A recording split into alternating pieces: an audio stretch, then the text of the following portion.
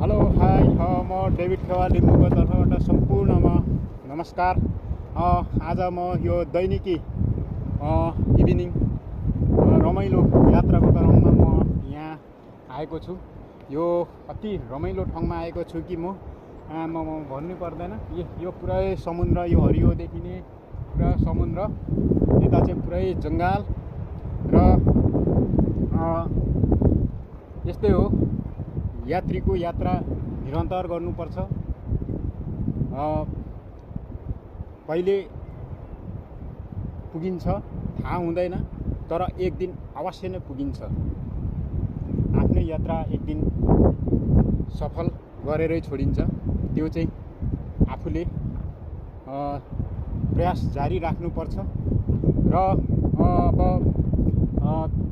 तपाईहरुलाई मेरो अनुरोध पनि छ। अहिले युआर रनर भन्ने युट्युब छ। त्यो युट्युबलाई तपाईहरुले खोजी सब्स्क्राइब गरिदिनु होला। र त्यहाँ चाहिँ यो मदिरा आइसल्यान्डमा जति पनि गेमहरू हुन्छ त्यो युट्युब मार्फत चाहिँ आउनेछ।